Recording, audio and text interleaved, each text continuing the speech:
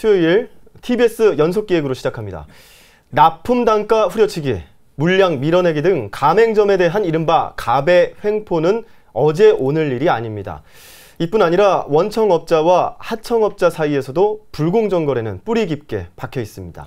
TBS 연속기획 경제민주화 특별시 서울, 오늘은 세 번째 시간으로 불공정 거래의 현 주소를 짚어보고 서울시가 내놓은 경제민주화 정책들을 살펴봅니다.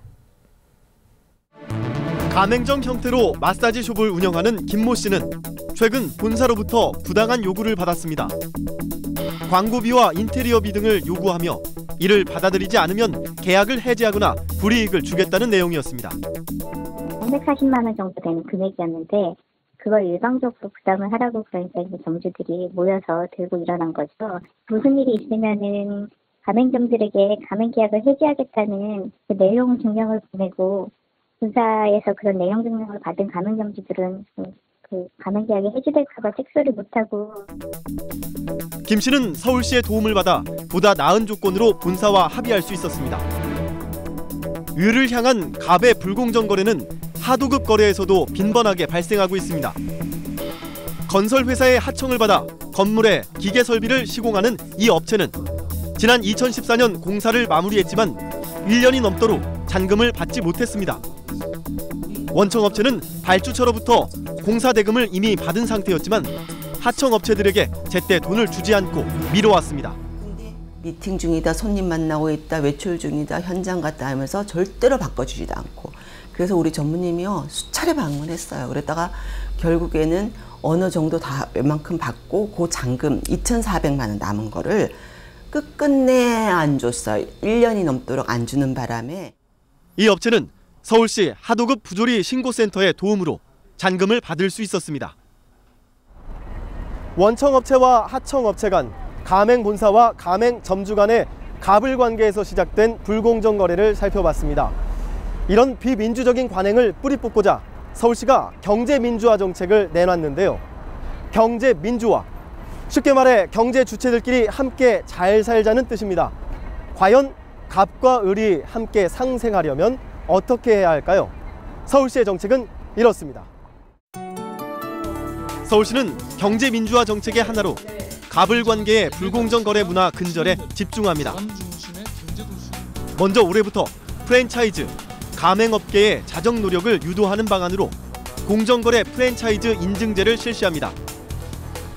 인증제는 공정성과 수익성, 안정성 등을 종합평가해 공정거래 기업의 등급을 매기는 방식입니다. 한 번 인증을 받았더라도 협약 이행 여부에 따라 추후 등급을 조정할 수도 있습니다. 또 지자체 최초로 설립된 서울시 불공정 피해 상담센터를 통해 불공정 피해 상담과 사업 정리 등 사후 관리를 강화합니다. 상대적인 약자에 해당하는 가맹점들이 목소리를 키울 수 있도록 올해 처음으로 가맹점 단체와 협동조합형 프랜차이즈도 육성합니다. 프랜차이즈 인증 사업도 저희가 올해 지금 오픈을 해서 시작을 하려고 하고 있고요. 또 이제 그 프랜차이즈 문제에 대해서 정확하게 알아야지 그 대응을 할 수 있거든요. 그래서 상담뿐만 아니라 저희가 신용보증재단과 서울신용보증재단과 함께 교육 사업도 같이 하고 있습니다. 하도급 불공정 거래를 개선하기 위해 강화되는 정책도 눈에 띕니다. 하도급 불공정 거래에서 가장 빈번하게 발생하는 대금 미지급 문제를 신속하게 해결하기 위해 대금이 바로 시스템을 올해부터 모든 사업장에 적용합니다. 특히 시발주공사 위주로 담당했던 하도급 부조리 신고를 올해 민간공사 하도급 분야까지 확대해 접수 처리합니다. 이를 위해 감사 인력도 보강했습니다. 올해부터는 11명의 하도급 호민관을 선발하여 운영하고 있는데요. 실제 건설 현장에서는 하도급과 관련된 법률이라든지 각종 제도를 잘 몰라서 하도급 부조리가 발생되는 경우가 많이 있습니다. 이를 위해서 하도급 업자들에 대한 교육을 실시하여 하도급 부조리가 발생되지 않도록 사전 예방적인 활동도 함께 벌이고 있습니다. 시는 지난 5년간 서울시 하도급 부조리 신고센터를 통해 불공정 거래 1,300여 건, 체불금 203억 원을 해결한 바 있습니다. 올해는 불공정 하도급 행위가 의심되는 건설 현장의 기획감사를 6차례로 늘리고 위법 행위에 대해서는 강력한 행정처분을 내릴 계획입니다. 우리 사회에 관행처럼 뿌리박힌 갑을관계의 불공정거래. 서울시가 꺼내놓은 경제민주화 카드가 경제 주체 간의 불균형을 해소하고 더 큰 경제 성장의 시대를 열어줄 열쇠가 되어줄지 관심이 모아지고 있습니다. TBS 박철미입니다. 네, 갑을관계에서 벌어지는 업체 간 불공정거래와 서울시의 불공정거래 관련 경제민주화 정책을 살펴봤습니다. 취재 과정에서 만나게 된 소위 을의 목소리는 다소 억울하고 답답해 보였습니다. 앞서 건설공사 대금을 1년 넘게 밀려받은 하도급 업체의 사례를 살펴봤는데요. 이 업체는 올해부터 민간공사까지 처리를 확대한 서울시의 하도급 부조리 신고센터의 도움을 받아 신고 후 보름 만에 밀린 공사 대금을 받을 수 있었습니다. 1년 넘게 받지 못했던 대금을 단 2주 만에 받았으니 생각보다 쉽게 해결된 것이 한편으론 당혹스러웠다고도 하는데요.